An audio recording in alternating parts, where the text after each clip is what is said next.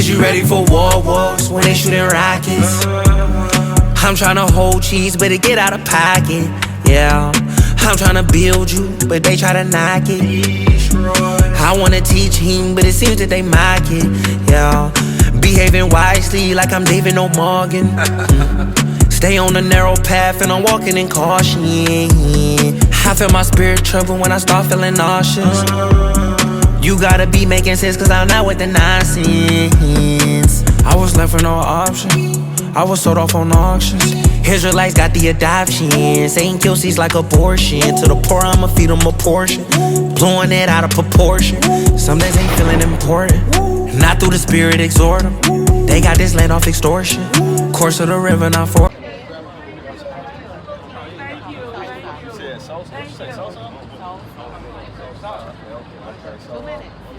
Alright, so we got dinner reservation. Get dinner on 28, verse 15. We're gonna get straight to it. Okay.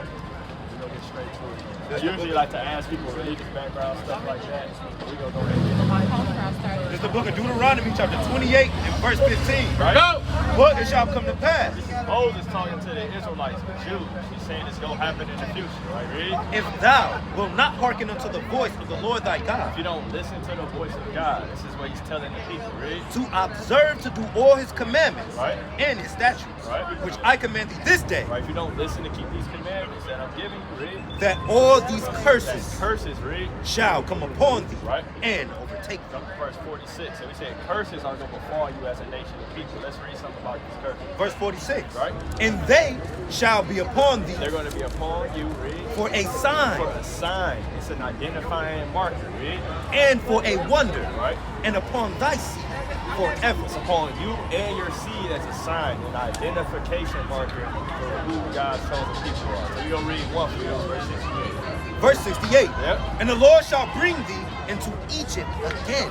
Egypt, the Hebrew word Basizaria, it means slavery. That's the actual definition of Egypt. So the Lord is saying, I'm going to bring the Israelites back into slavery. Right? With ships. So this time we're going to go to slavery with ships. Right? By the way whereof I spake unto thee, right, thou shalt not see it no more again. You say you're not going to see your homeland, read. And there they shall be sold unto your enemies. When you get off of those slave ships, you're going to get sold off of those slave ships. Read. For bondmen, for slave men, and bondwomen, slave women, right? And no man shall buy. Nobody's going to buy you back or redeem you back. Why do you read well, hold on, this isn't the slave's book. Because you got to understand, we're reading about the Israelites right here, because that happened to us, right? I do understand. You know what I'm saying? I'm only asking a question. I'm about to make a point for you, sisters, because that happened to us, right? So go to verse 7 and 6. So you got to understand, if that happened to our people, let me show you what God in the Bible said about our people. Yeah. So this same book, talking about the people that went to slavery, this is what it says about them.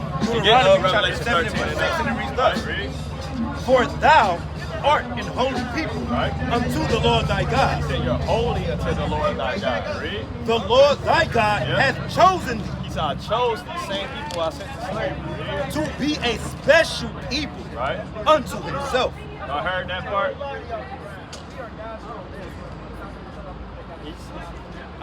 He said you a special people, read. For thou art an holy people unto the Lord thy God. Yep. The Lord thy God hath chosen thee to be a special people unto himself. Read. Above all people that are upon the face of the earth. So this book right here is telling you that these same people that went to slavery and shit are better than everybody on the earth. So if this is a slave's book, why would they do that? You think about the slave Bible where they removed 90% of the Old Testament, where they removed 80% of the New Testament. But this is the actual book right here. Yes. And it tells us that we're actually the chosen race above everybody. That's right. So if I wrote a book, that's even in our DNA, our code, our exactly. everything. So that's how you know this is but our I wanted book. to, what we wanted to do was take the time out, because I don't believe that any of you all have come out here and not have anybody listen to you. Does that make sense? You all are God's sons of God's kings. I have sons that I've raised as God's. So everything, I don't really have the time because I am late for my appointment. But at the end of the day, it was enough to honor you to listen to you. I'll pray. We appreciate your time, sister. I wish we could have dealt with it. Yeah, for Wish sure. we could have dealt with it. Yeah. Wish we could have dealt with it. Ain't gonna lie, she really wanted you to get angry when she said it's a slave book. She wanted you to kind of defer the whole conversation. But yeah, it just can't be a slave book because again, matter of fact, somebody look that up. Look up slave Bible. Look up the slave Bible.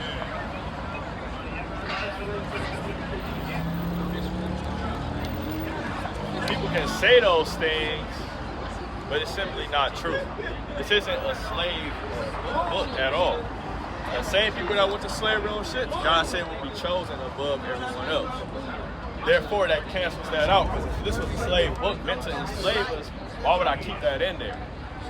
Right, you can bring it out. Looking it up, it says the slave Bible is a heavily censored version of the Bible that was used in the 19th century, particularly by British missionaries and colonial authorities in the Caribbean Bring it on. to teach enslaved Africans Christianity. You see that? So it was meant to teach enslaved Israelites, right, Christianity. That was the entire purpose of the slave Bible. Which more on that?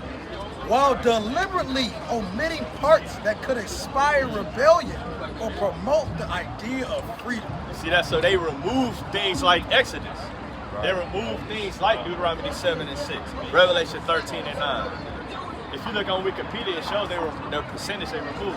Oh, it's right there. Just bring it up. Roughly 90% of the Old Testament. Read that again. Roughly 90% of the Old Testament, right? and about 50% of the New Testament were removed. See, they removed half of the New Testament and damn near the whole Old Testament. They said, we gotta get this whole thing out of here.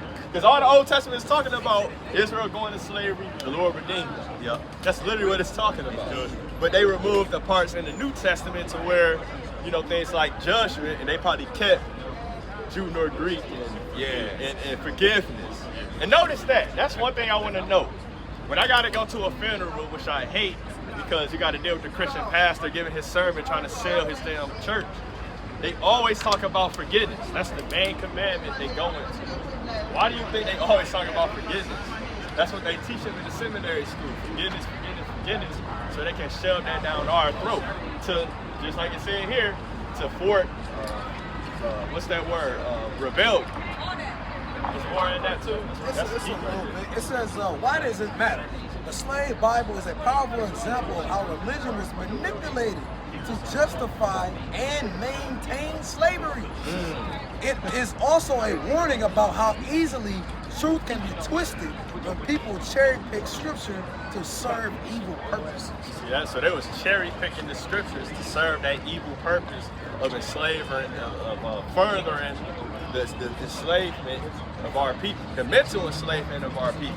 Right. Because like the Lord said in the curses, that yoke would eventually come off and we will be destroyed. Right. And that being destroyed is going into us not knowing ourselves, not knowing our nationality. Get that in Hosea chapter 4 and 6. The Lord said until we are destroyed, we will have a yoke on our neck. This is the book of Hosea, chapter 4 and verse 6, and it reads thus. My people are destroyed for lack of knowledge. So they're destroyed for a lack of knowledge. That's what it means when it says in the curse, we will have those yokes until we're destroyed. We don't have that knowledge anymore, that knowledge of self. And when you don't have knowledge of self, you're liable to do anything. Because thou hast rejected knowledge. And that's ultimately why it happened. We rejected that knowledge. We rejected the Lord, so he put us under that curse. This is literally the same thing as the curse in Deuteronomy 28 and 48 when you read Hosea 4 and 6. Read. I will also reject thee. The Lord rejected us. Because the Lord is our identity. The Lord gave us our heritage.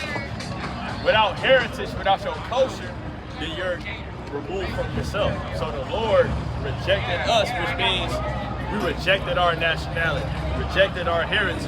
That's why we just walking around not knowing who we are, where we're from, what language we speak. Read. That thou shalt be no priest to me, seeing thou hast forgotten the law of thy God. I will also forget thy children. See, that's since you forgot my law, I'm gonna forget you. This is bad. You got cows. That was awesome. Jake walking around with the golden cows here. Yeah. That was off as hell. All praise to the Most High, man. So again, we come out here every single week to us, you blacks, and the people on this side right here. Like, we can actually flip this joint. Flip this side right here. Right? Let the people on this side know who they are, man. The blacks, Hispanics, and Native Americans.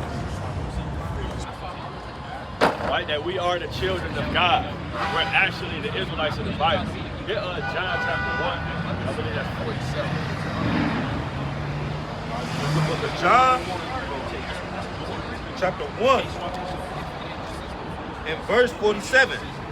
Yahweh Shai saw Nathanael coming to him and said of him, Behold, an Israelite indeed. So he saw him, he said, an Israelite indeed. That's what we out here seeing our brothers. We saying that's an Israelite. That's an Israelite. That's an Israelite. I don't see a black man. I don't see a Hispanic man. I see an Israelite. Read. In whom is no guile. That's what we see when we see our brothers. If you see an Israelite with no guile, if you see Yahweh Shai in your brother, then you wouldn't hate your brother. That's what we out here teaching, so we can teach that unity and love amongst our people, man. Because we need that love, man. We need love and unity amongst the black community. That's why we so destroyed. What's going on with you, brothers? Get your opinion on that real quick, brother.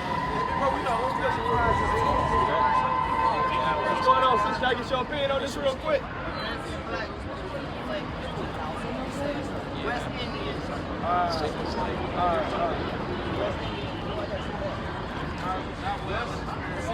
Black is black.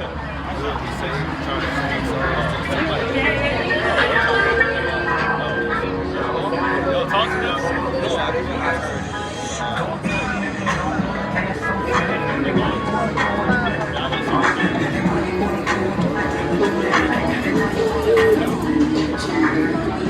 going on, brother?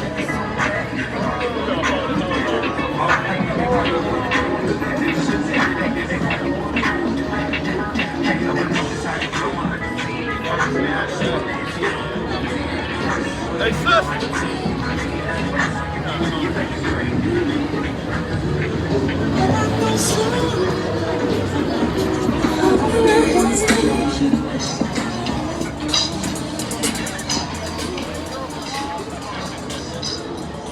There's a lot of folly in Babylon. Because so the Lord saw Nathanael said, Behold, an Israelite indeed. Give me Jonah, chapter 1.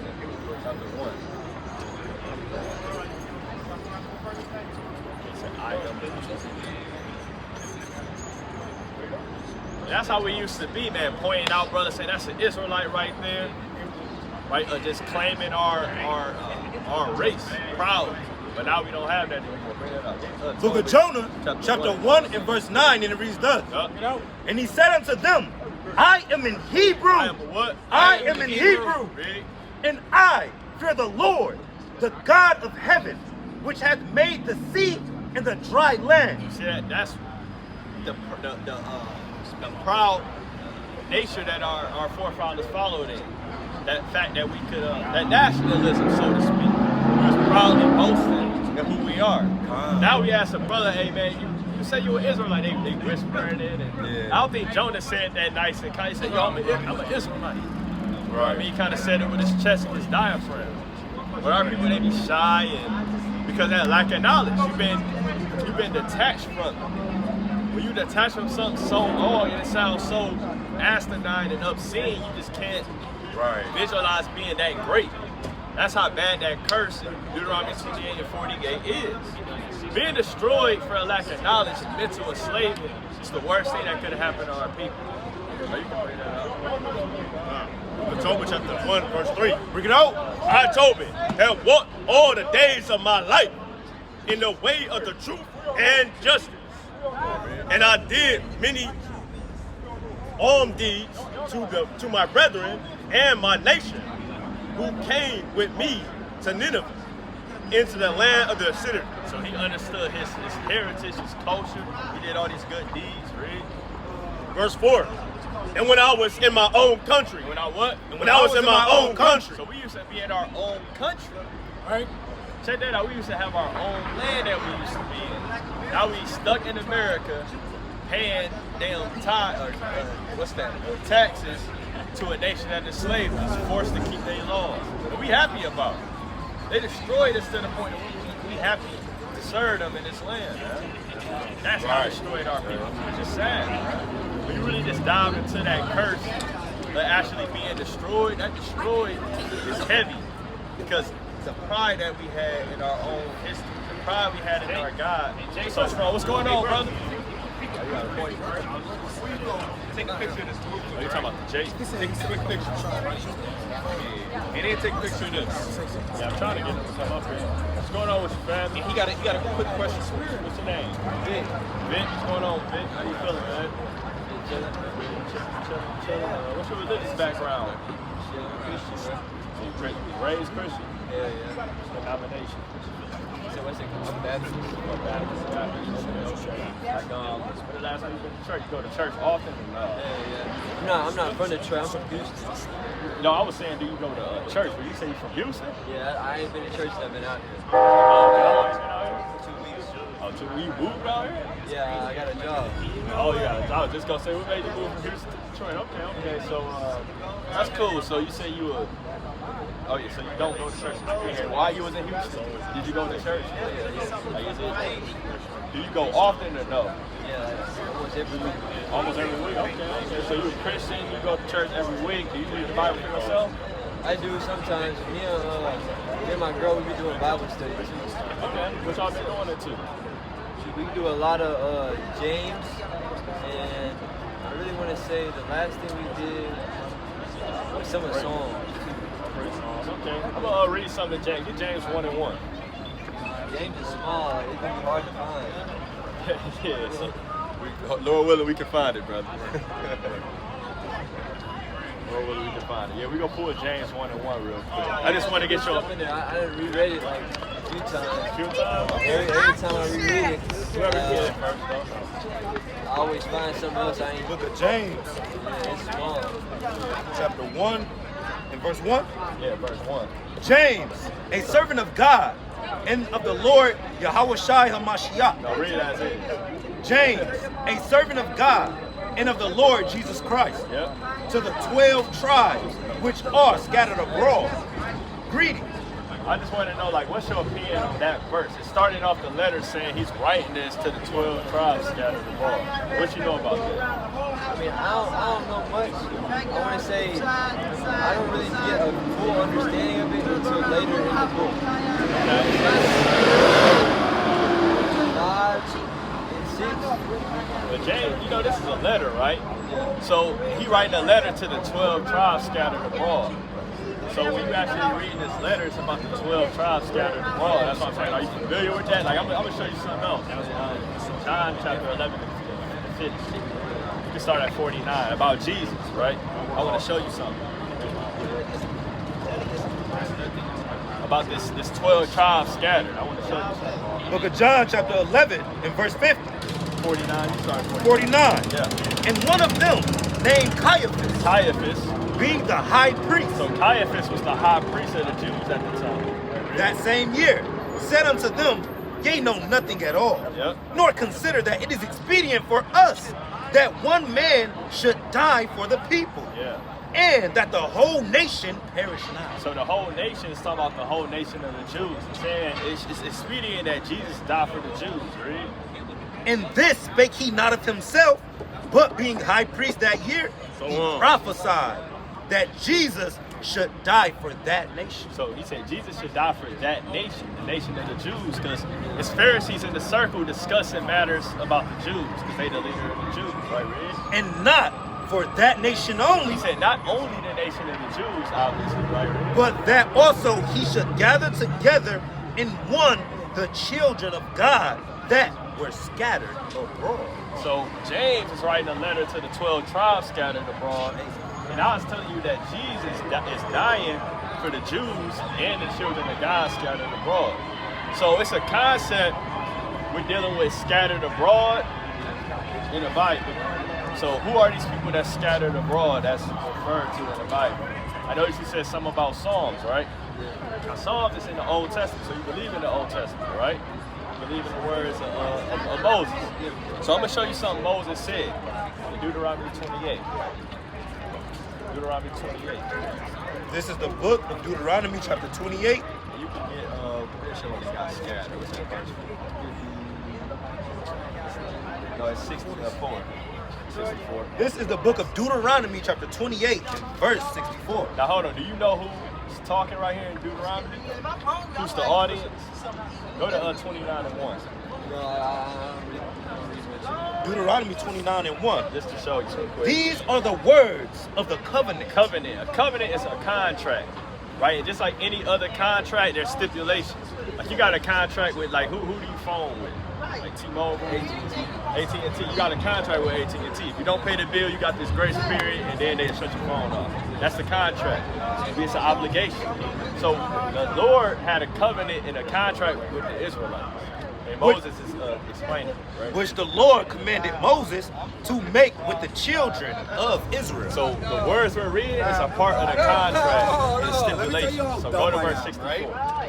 And it's the Israelites, read. Verse 60. Oh, I'm sorry. Yeah, verse 28, 64. Yeah. All right. And the Lord shall scatter thee among all people. So he said the children of Israel will be scattered among all people. So James said he wrote to the 12 tribes that was scattered, right? Christ said he died for the Jews and the children of God that was scattered. Right. Then the Old Testament prophesies that the Israelites as a nation would be scattered. Right. You see where I'm going with this? And the scattered Israelites. Right. Bring it on. Not everyone. Exactly. Have you ever heard Christ died for everybody before? Have you ever heard that before? I'm going to ask you this. Have you ever seen it in the Bible though? No. Is that strange? Why people say he died for everybody?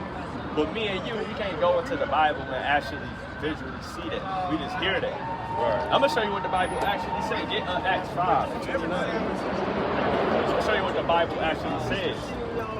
Then get Matthew 15 and 20. The book of Acts 5 and 29. Yep, check this out, brother. Then Peter and the other apostles answered and said, we ought to obey God rather than men. You agree with that? We got to obey God rather than man. Right, ready? The God of our fathers. He said the God of our fathers. Why do you think Peter said the God of our fathers? Because God is referred to as the God of Israel all throughout the Bible. Are you familiar with that?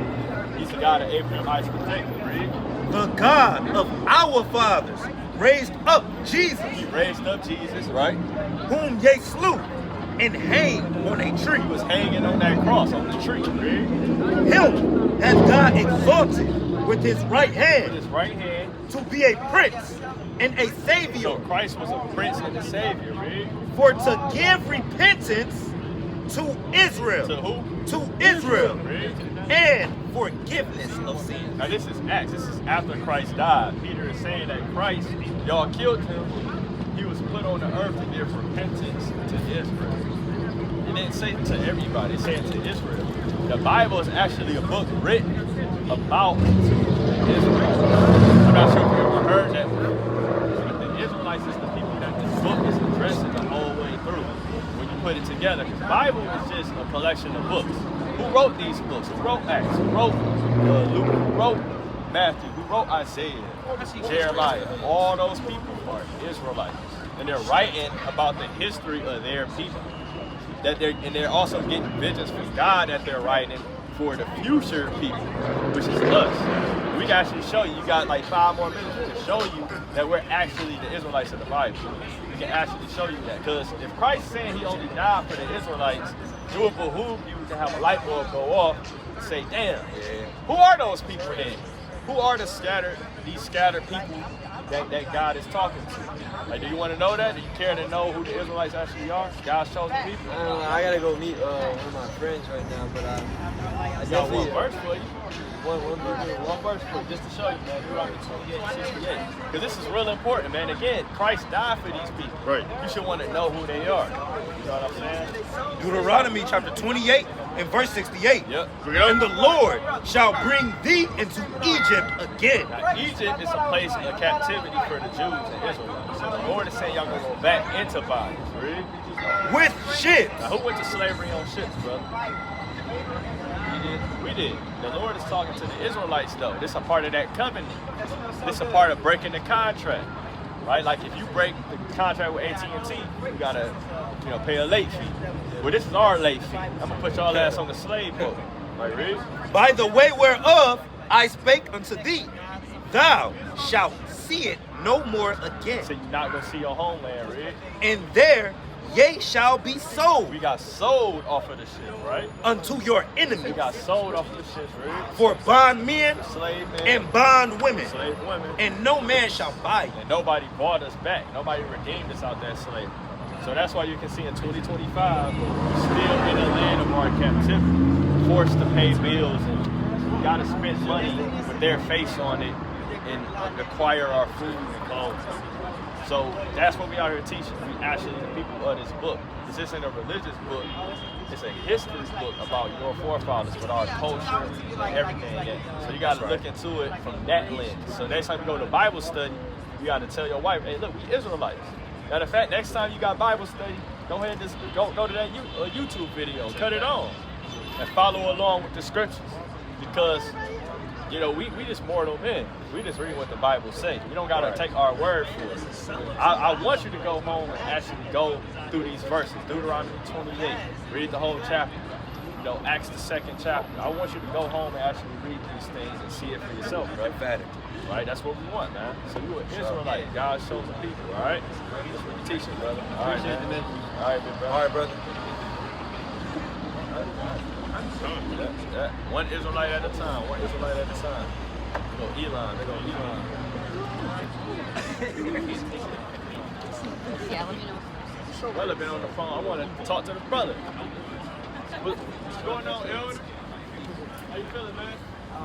So over here listening to Yes, sir. I'm getting this word for acknowledgement of getting fed. Right. Talk to. I got a question. What's your name? Earl, brother. Earl, how you feeling, Earl? Yeah, you just been over there just humbly just listening to Yes, stuff? I'm taking it all in. How'd you hear about it, brother? Well, I was trained some weeks back, and I seen these gentlemen out here, these great gentlemen, my brothers. All right. I said, and the red caught my eye. I said, okay, that's what's up. And I was like, I was in the midst of going somewhere. But I could hear the word. I could hear the word. Right. And I was like, I wanted to get off so bad. I was like, but I had some things I had to take care of. And I said, oh, they back. and it happened to stop right there. I said, I'm getting off today.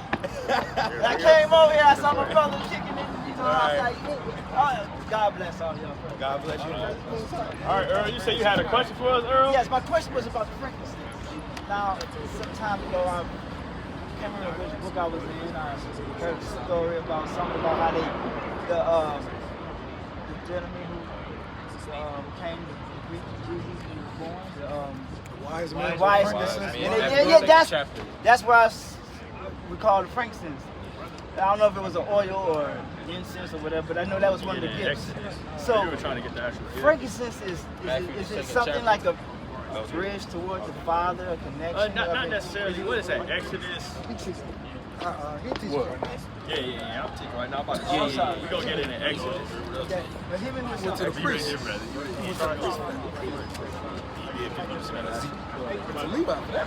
it's confusing. I know. I'm already know it. I want to actually show you. Yeah. It's in Exodus. Oh, yes. All right, here we go. Exodus 30 and 34. This is the book of Exodus, chapter 30, and verse 34. Real quick, just to give you some background. So, Moses went up into the mount. Right, and when he went into the mount, teaching. Well, actually, I want to get a little deeper for him. So let's get Exodus 28. Let's get Exodus 28. You hear Jay? Exodus 28. Okay, check him out. Listen to him. I want to show him something else. Or no, not that. 25. Get Exodus 25 and start at verse 8. 25 and verse 8 of Exodus. Yeah. And it reads thus. And let them make me a sanctuary, that I may dwell among them. Right, so the Lord is talking to Moses. He's saying, let them, the Israelites, make a sanctuary so I can dwell among them. Right, read? According to all that I shew thee. He said, according to all that I shew you. Read? After the pattern of the tabernacle. So that tabernacle is in heaven with the most high God. So he said, I'm going to show you the tabernacle in heaven, and I want you to build this on earth the same exact way. Read? And the pattern of all the instruments thereof, even so shall ye make it. So the Lord had Moses create this tabernacle, and it had various instruments in it, like a menorah and a table of shewbread, and it had the mercy seat in there. And all these things represent things on the spiritual level in heaven. And the frankincense had a certain purpose. So go to verse 30, 30 and 34. Yeah. So that's just to show you that everything that's mentioned from that chapter all the way through to what we're reading now was him giving him basically all the measurements and how to build I read everything. something about that, Yeah, so one of the things that they created was frankincense. This is the book of Exodus, chapter 30 and verse 34. And the Lord said unto Moses, take unto thee sweet spices, stacked or staced, and onycha, and galbanum. Yep, all these unique spices that's over there in Israel, right? These sweet spices with pure frankincense. What? Pure frankincense. Of each shall there be like a weight, and thou shalt make it a perfume, a confection, after the art of the apothecary, tempered together, pure and holy. And thou shalt beat some of it very small, and put of it before the testimony in the tabernacle of the congregation, where I will meet with thee. It shall be unto you most holy. See that? He met with us at the mercy seat. He says before the tabernacle, you got a veil, and then you got the altar of incense where they would burn the frankincense on that altar of incense. That actually represents the prayers of the Israelites. Right. That's that sweet smell. that You read step. that in Revelation. I can't think of the exact Revelation chapter. 8. Revelation 8. Yep, Revelation 8. That's crazy. Revelation, Revelation 8. Let's pull it for 8 like 5, right? Yeah. You can start at 1 if you want to, but you can get straight to the point. Yeah, Revelation 8 and 5. This is the book of Revelation. It might be more meat on that bone. You can start at 3. you Really, just you said can start at whoever 1, but you know, Hey, you know. 3 on down is what hit the spot. 3 on down. 3 on down will hit the spot. Okay. Oh, yeah. You talking about what? 3 You through can't 6. read that? Yeah. Oh, yeah. If you can't read that verse, like you were saying, if you didn't make it exactly like he said, you would actually got cut off from Israel. It's a certain way the Lord needed it. Because everything got to be replicate it. Yeah, you for can't replicate. perfection. You can't wear it. You can't kind of take You it. can't and put it kinda on wear anybody either. Yeah. So the frankincense is just our culture. That's It's specific just a holy representation of that. But the Lord actually used to burn it. So the brother said start at 3. Yeah, start at 3. Okay, this is the book of Revelation, chapter 8 and verse 3. Yep. And another angel came and stood at the altar. Now hold on. This is an angel at the altar. The same altar is in the earthly tabernacle, but it's after the pattern of heaven. So the tabernacle that Solomon and Herod and Moses that they had created, it's the same one that's in heaven. Literally, it's laid out the same way. So you got an angel at the altar. Yeah, that's why I say after the pattern I'll show you, Moses, make it. Had them make it the same way. Here's all the measurements. Here's all the garments. That's the exact. It's the exact same thing Yes. that's in heaven. But it's on a spiritual level in Right. heaven. Yeah. Instead of a mercy seat, it's a Yeah. throne. Yeah. Instead of a mercy seat, it's an actual throne. You see what I'm saying? Yes. That's why when the Lord came, he came to the mercy seat in between the cherubim, because that was his throne. Like, bring it out. And That's another- why you died and touched the mercy seat. And another angel came and stood at the altar, having a golden censer. And they had a censer. They went in the tabernacle with a censer. Matter of fact, get that in Luke chapter 1. Zechariah, 1 and 8. Yep.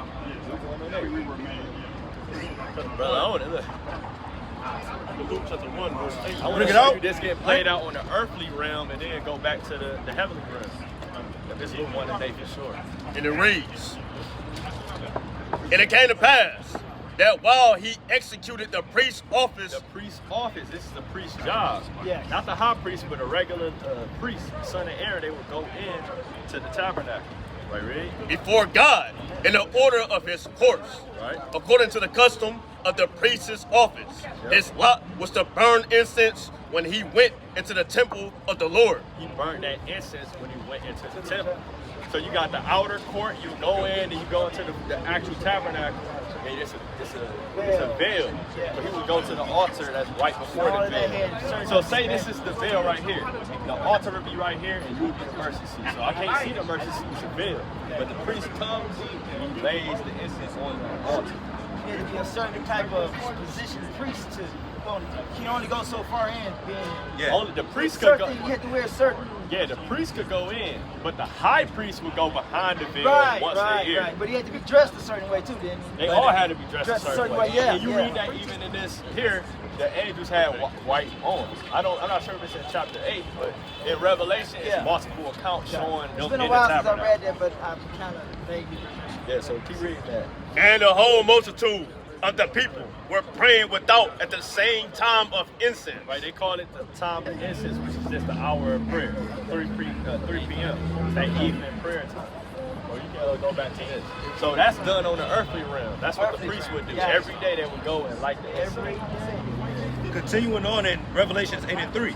And there was given unto him much incense, that he should offer it with the prayers of all saints upon the golden altar which was before the throne. The golden altar, instead of it being before the mercy seat, see, it's called the throne now. So that mercy seat represents the throne. So all of those instruments represented something, like the menorah, the 7 spirits of the Most High.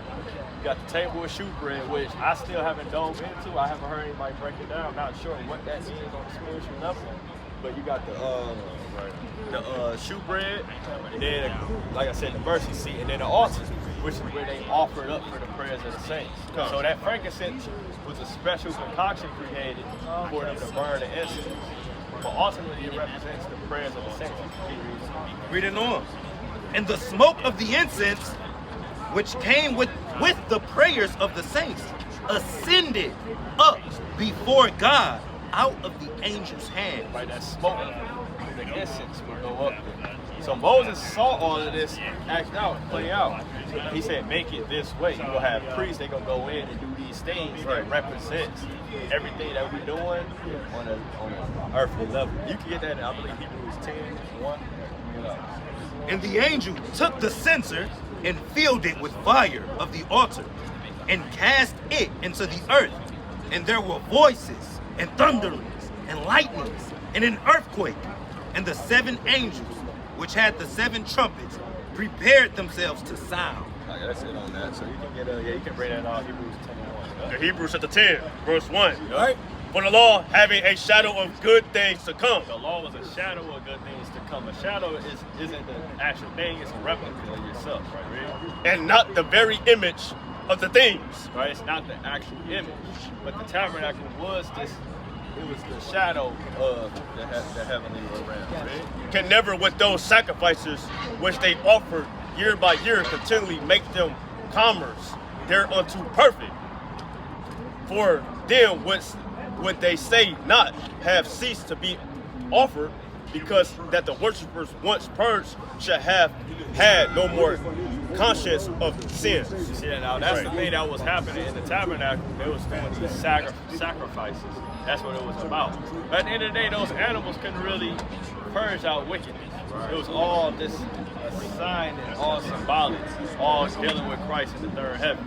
But you got to think, on another level, the Israelites, they didn't have that knowledge back then. It was just the way of the land. That's just what we do. They didn't have the spiritual connection that we have now to look and see that. Like, oh, this is all replicating off of it. That's what Paul was explaining. He's breaking that down to the Hebrews. That's Paul explaining. Yeah, he's explaining that to the Hebrews. Like, look, that tabernacle, how this was set up, it was an earthly thing. The Lord even told Moses that there was a disconnect with the Jews on that. So, that's a lengthy explanation, but that's what the frankincense is about. It's a part of our culture, but also it's just on a deeper spiritual level, represent the presence of the Most High. And just like everything else in the tabernacle, they all got deeper meanings. A lot of people don't put that together. They just think it's gold and it look good. Yeah, this is 50 cubits high. It's deeper than that. It's literally a replica of what's in the kingdom of heaven. Thank you, my brother. Very educational. Very interested in this. At what point in time in life did true Jews become black, right? Yes. How did this transpire, whereas you have the curl things had Jews? Brother, look up Khazar. Look up Khazar. How did that get took from us? That's a great question. So first, you have to know about us getting removed out of the land.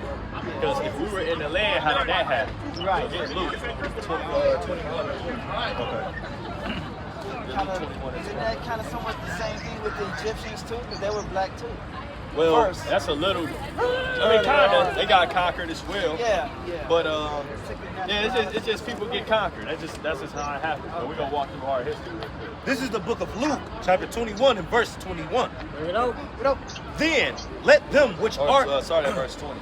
All right, verse 20. And when they shall see Jerusalem compassed with armies, Right. then know that the Second desolation Maccabees, thereof is 1 not. and 1. Then It's let... like Jerusalem could pass with armies, the Roman armies. Right, because he was in Rome at the time of Christ. I believe Tiberius was reigning during the time of Christ. Yeah, he was. He reigned from like 14 AD to like 37 AD. Right? Then know that the desolation thereof is nigh. The desolation is nigh, because one of the curses would be that the Israelites will be cast out of their homeland due to their sins, right? Then let them which are in Judea If you're in Jerusalem, right?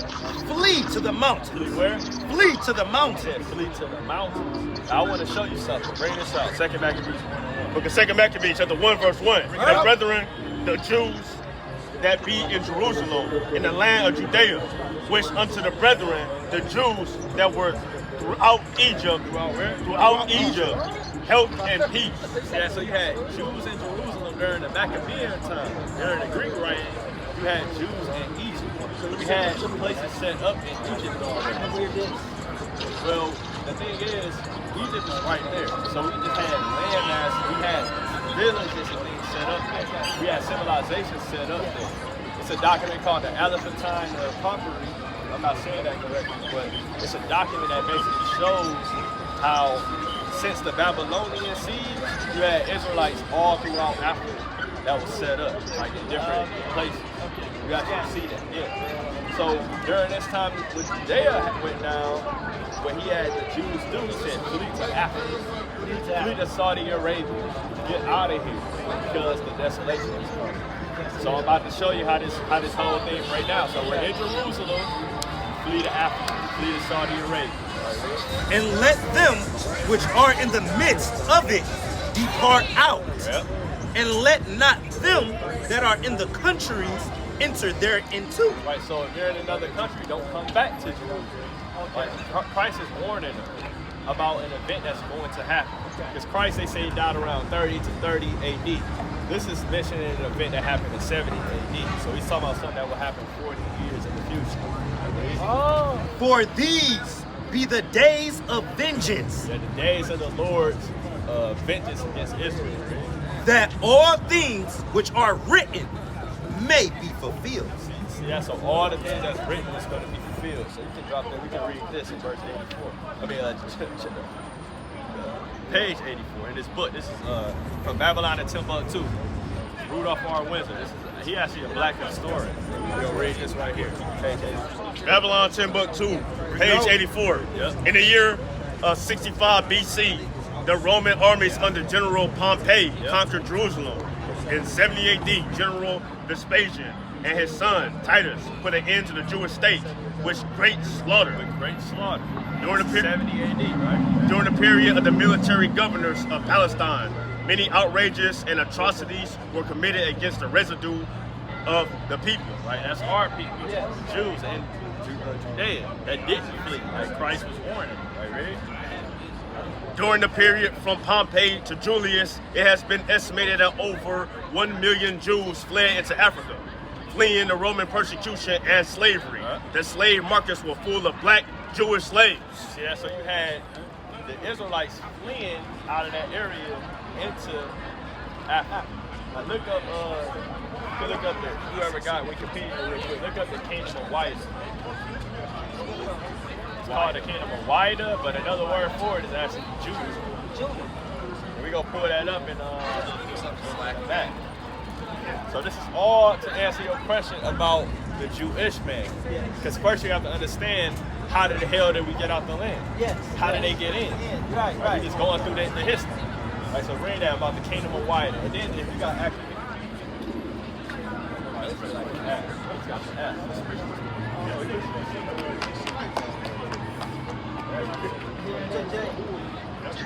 Yeah. My brother's a deep. Yeah, so Kingdom of Wider or Kingdom of Judah. Show it to you.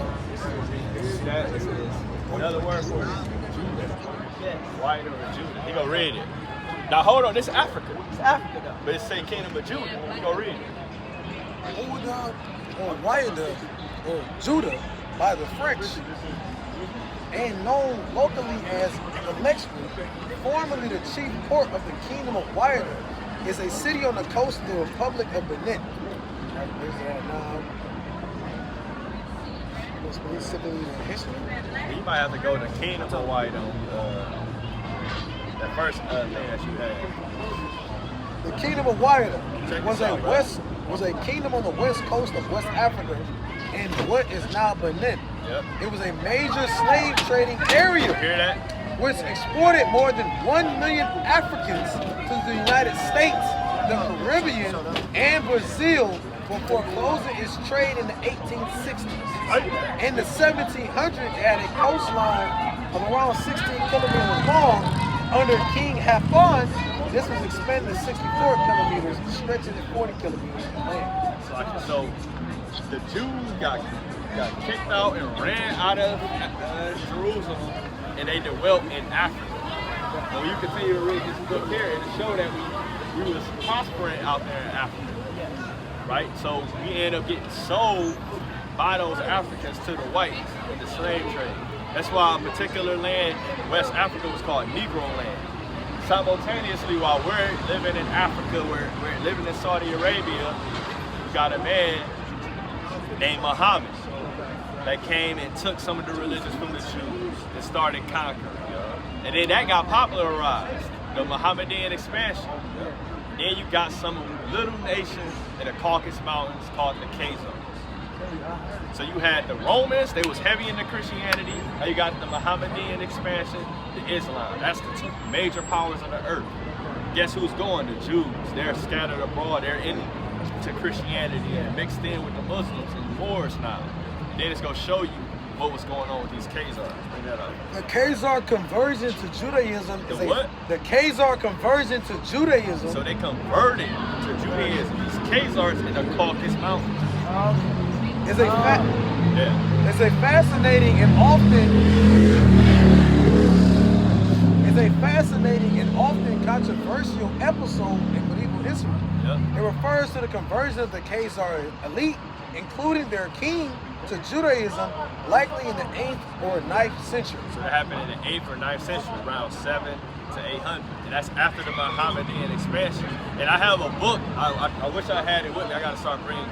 It's called the 13th tribe. Because if you count, it's only 12 tribes.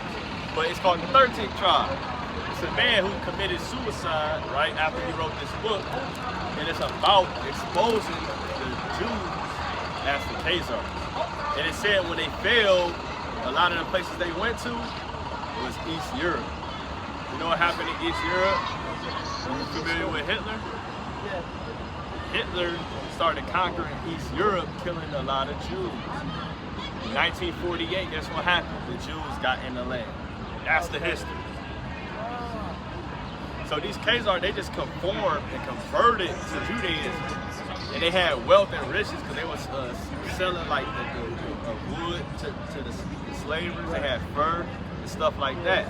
And they stuck with the Judaism, so they was in their own communities and built their own wealth amongst the people. And they was in East Europe once they failed. Because you got something called the Sephardic Jews and the Ashkenaz Jews. The Sephardic Jews are Spanish Jews. Those are actually brothers that was in the Moors. But Ashkenaz Jews are really converts in Khazars. You know what I'm saying? Is it more on that? It says, who were the Khazars? A semi-nomadic Turkish people. Ruled a powerful empire between 7th and 10th centuries, centered around the Caucasus, the Caspian Sea, and parts of modern-day southern Russia, Ukraine, and Kazakhstan. Yeah. Their kingdom sat at a key crossroads between the Christian Byzantium and the Muslim Caliphate. You see, that's why I said the Muslim Caliphate, and then you had the Byzantine Empire.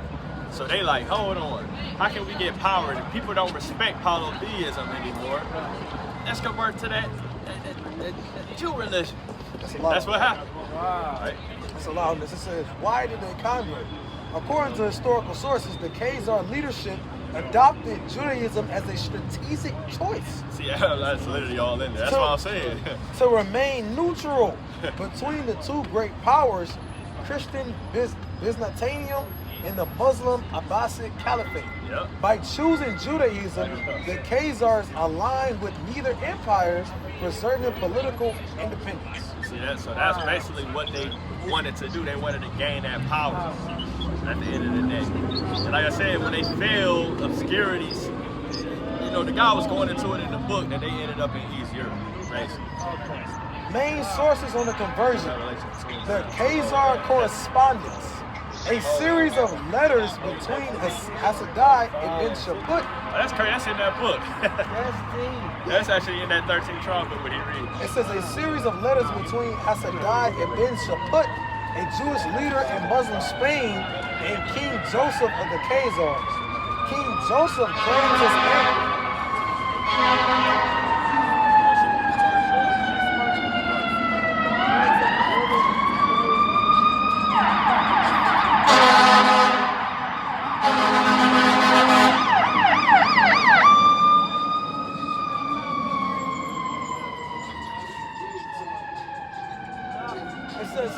Joseph claims his ancestors Mulan invited Jewish scholars, studied their faith, and officially converted along with their nobility. You see that?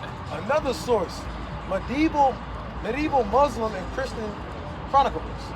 Arab historians like Alu Masudi and Ibn al-Fahith also noted the Khazars' Jewish religion. Byzantine sources like Constantine VI confirmed that Khazar rulers followed Judaism. I'm gonna get one more source. It says the Khazari by Judah Halevi, a salafistic dialogue that dramatizes the Khazar's king's decision to choose Judaism. Not strictly historical, but reflects the Jewish perspective and pride in the event. So that's how they ended up there. Then you got, like I said, the British Balfour in 1948. The British got a contract and they ended up in the land. So they never was in that land until 1948. It says, what happened to the Khazars? By the 10th century, Khazaria began to decline due to military defeats and internal pressures. Eventually, their empire collapsed under pressure from Kievan Rus and invading steppe people. The Russians. It says some Khazar Jews may have migrated westward, but they were likely absorbed into broader Jewish communities, so they went west towards Europe. Yeah, because if you went right here in the Caucasus Mountains, you know about Russia, then westward is literally Europe, East Europe, though. You know what I'm saying? Like East Europe would be westward from them. Wow. So that's the. Yeah, that's how it ended up happening. I got two more for you. Okay. Revelation 2. This is the book of Revelation, chapter 2, verse 9. It reads thus: I know thy works and tribulation and poverty. This is Christ talking to the real Jews, right? But thou art rich. Say much rich, right? And I know the blasphemy I know the lie against God of them which say they are Jews say they are Jews, and are not, but they're not the Jews, right? but are the synagogue of Satan. Right, we got one more for you. Lamentations of the 5 in verse 2, right? Our inheritance is turned to strangers. Our inheritance is the land of Israel. It's turned to people that's strange, sojourners, right? Read? Our houses to aliens. Our houses to aliens. So that's what the Lord said would happen, and it actually happened. We just walked through that history with you. Yeah. So 70 AD, we got kicked out the land. We dwelled in Africa. We was building empires. Then we ended up going into slavery. In the midst of that time, you got the Khazarian Empire growing and growing. They ended up falling, going to East Europe. Wow. And then they got put in that land after World War So the people of today, outside of us, Judah, the Jews with the pearly. Yeah, those are Khazars. Those are Khazars. Yeah. And that's the history you just read. Yeah, those are converts. All right, Earl. That's my way of cursing. All right, the brother right here, you got some more for you. You got some more questions. Bring it on, bro.